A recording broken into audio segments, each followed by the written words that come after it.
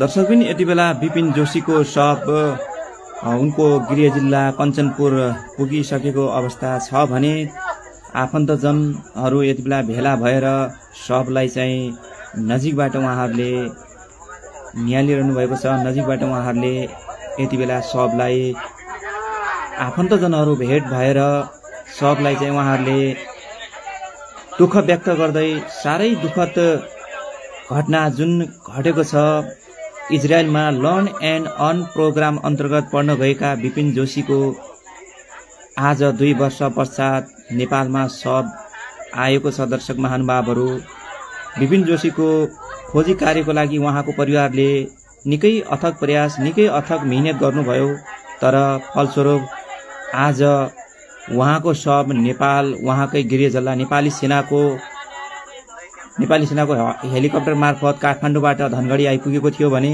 काठमाडौँबाट धनगढी आइपुगे पश्चात विपिन जोशीको गृह जिल्ला कञ्चनपुरमा चाहिँ शवलाई यति बेला पठाइसकेको छ। घरमा चाहिँ शव विपिन जोशीको पुगिसकेको भन्ने यो भिडियो दृश्यबाट प्रष्ट रूपमा देख्न सकिन्छ। दर्शक महानुभावहरू, निकै दुःखद घटना हो। जो नेपाली चेलो, जो बहादुर छोरो भनेर हामी चिन्ने गर्दछौँ विपिन जोशी पछिल्लो समय लर्न एन्ड अर्न प्रोग्राम अन्तर्गत इजरायलमा रहेर कृषि कार्यक्रम अन्तर्गत उनी पढ्न गएका थिए र पढ्न गइसके पश्चात हमासले गरेको अपहरण पश्चात उनी 2 वर्षसम्म पनि उनको खोजी कार्यका लागि उहाँका आमा बुवाहरूले निकै प्रयास गर्नुभयो।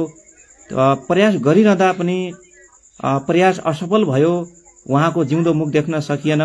उहाँको मृत्यु भएको खबरले आज देश स्तब्ध भएको छ। देश एकदम दुखी भएको छ। सबैलाई दुःखको एउटा शोक छाएको छ। यति बेला दीपावली आएको छ, तर विपिन जोशीको परिवारमा दीपावली आए पनि नआए जस्तै महसुस भएको छ। दर्शक महानुभावहरू, निकै दुःखद यो घटना हो जुन आतंकवादी हमासले जो विपिन जोशीको अपहरण गरे पश्चात 2 वर्षपछि आज उहाँको शव विपिन जोशीको शव नेपालको उनको गृह जिल्ला कञ्चनपुरमा पठाइएको छ। कञ्चनपुरमा पठाइसके पश्चात अहिले चाहिँ शवलाई सम्पूर्ण इष्टमित्र आफन्तजन उहाँको शवलाई चाहिँ यति बेला भेटघाट पर उहाँको शवलाई चाहिँ यति बेला फूलमालाले उहाँहरूलाई चाहिँ हेरिरहनु भएको छ। फुलमाला लगायत क्यामेराहरूले उहाँहरूले चाहिँ सबलाई नजिकबाट निहालेर हेरिरहनु भएको छ। यो एकदमै दुःखद खबर हो दर्शक महानुभावहरू। दीपावली दसैँ सके लगत्तै दीपावली आएको छ, तर विपिन परिवारको घरमा, विपिन जोशीको परिवारको घरमा यति बेला दुःख छाएको छ। यस्तो कोही कसैलाई नहोस् भनेर भन्न चाहन्छौँ। र यो यति बेला विपिन जोशीको परिवारको घरबाट प्रत्यक्ष रूपमा देखिएको यो लाइभ दृश्य हामीले यहाँहरूलाई देखाएका छौँ। दर्शक महानुभाव भिडियोलाई सकिन्छ भने शेयर गर्नुहोला भन्न चाहन्छु आदरणीय दर्शक महानुभावहरू। यो जुन दृश्य यहाँहरूलाई देखाइरहेका छौँ, नेपाली सेनाको हेलिकप्टर मार्फत काठमाडौँबाट धनगढी स्काई ट्रक मार्फत विपिन जोशीको शव ल्याइएको थियो भने विपिन जोशीको शव धनगढी त्यहाँबाट चाहिँ विपिन जोशीको गृह जिल्ला कञ्चनपुरमा चाहिँ अहिले उहाँको शव पुर्याएको छ। आफन्तजनहरू चाहिँ भेटघाटको लागि आइरहनु भएको छ। फोटो सेसन उहाँले लिइरहनु भएको अवस्था छ भने यति बेला आफन्तजनहरू उहाँको पार्थिव शरीर हेर्नको लागि निकै भिडभाड भएको छ। आफन्तजनहरूको यति बेला रुवाबासी चलेको छ। साह्रै दुःखद घटना हो दर्शक महानुभावहरू। यस्तो कोही कसैलाई नहोस् भनी हामी भगवानसँग प्रार्थना गर्दछौँ।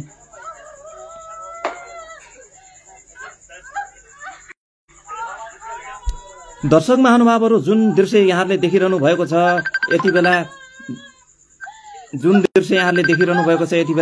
यो दृश्य चाहिँ हामी महेन्द्रनगरको कञ्चनपुरबाट प्रत्यक्ष रूपमा लाइभ देखाइरहेका छौँ। र लाइभमा यहाँहरूले यति बेला देख्न सक्नुहुन्छ विपिन जोशीको शव नेपालमा यति बेला उहाँको गृह जिल्ला कञ्चनपुरमा आइपुगेको छ। कञ्चनपुरमा आइपुगे पश्चात आफन्तजनहरू बलिन्धारा आँसु झार्दै रुँदै गरेको दृश्य देखिएको छ।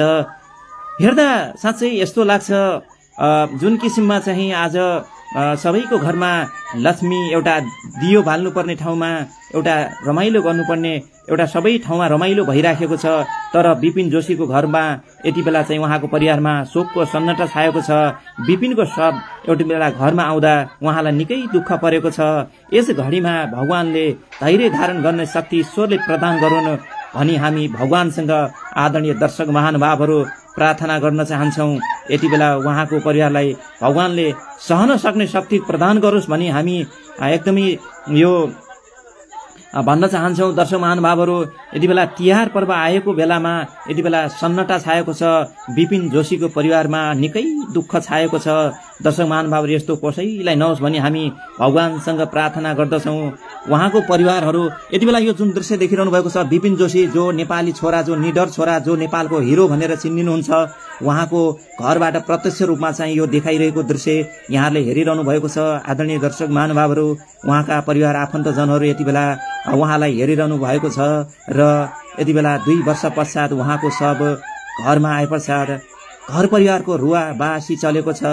यति बेला उहाँहरू शवलाई नजिकबाट निहालेर हेरिरहनु भएको दृश्य हामीले यहाँलाई देखाइरहेका छौँ। दर्शक महानुभावहरू यस्तो कोही कसैलाई नहोस् भनी हामी भगवानसँग प्रार्थना गर्न चाहन्छौँ। भगवानसँग प्रार्थना गर्दछौँ यस्तो कोही कसैलाई नहोस्। जुन किसिममा यो घटना हमासले चाहिँ अपहरण गरे पश्चात 2 वर्ष पहिला लर्न एन्ड अर्न प्रोग्राम अन्तर्गत विपिन जोशी इजरायल गएका थिए। एग्रिकल्चर अन्तर्गत उनलाई त्यहाँबाट हमासले अपहरण गरेको थियो र अपहरण गरे पश्चात उनका आमा बुवाले बहिनीले छुटाउनको लागि हर प्रयास गर्नुभयो। अनफर्चुनेटली अभाग्यवश तर विपिन जोशी आज सकुशल ल्याउनमा चाहिँ उहाँहरूले सक्नु भएन। उहाँको मृत शरीर उहाँको घरमा आइपुगेको छ र परिवारजनमा रुवाबासी चलेको छ। एकदमै दुखी छौँ दर्शक महानुभावहरू हामी।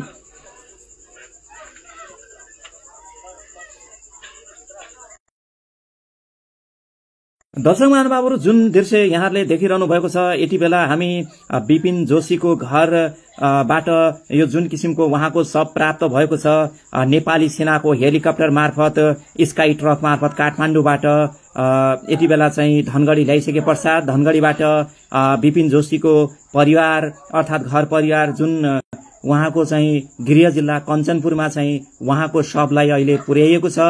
उहाँको शवलाई अहिले पुर्याएर आफन्तजनहरू बलिन्धारा आँसु झारेर रोइरहनु भएको छ। एकदमै यो दृश्य हेर्दा हाम्रो आँखाबाट पनि आँसु झर्छ। दर्शक महानुभावहरू यस्तो कोही कसैलाई नपरोस्। तिहारको मुखमा एउटा रमाउने बेला, एउटा दियो बत्ती बाल्ने बेला आज विपिनको एउटा शव घरमा आउँदा परिवारको मन कति विक्षिप्त भएको होला, कति पीडादायी होला, जो हामी कल्पना पनि गर्न सक्दैनौँ। दर्शक महानुभावहरू, परिवारमा सन्नाटा छाएको छ, परिवारमा साह्रै दुःख छाएको छ। यति बेला भनि नसक्नु दुःख छ, जुन दुःख हामीले केवल शब्दमा पनि भन्न सक्दैनौँ। दर्शक महानुभावहरू, यति बेला विपिनको शव उहाँको गृहजल्ला उहाँको घरमा आइसकेको अवस्था छ, आइसक्नु भएको अवस्था छ। परिवारजन रोइरहनु भएको छ। यो हेर्दा यस्तो दुःख लाग्छ दर्शक महानुभावहरू, आँखाबाट आँसु झर्छ। दर्शक महानुभावहरू, यस्तो कसैलाई नहोस् भनी भगवानसँग प्रार्थना गर्छु प्रभु।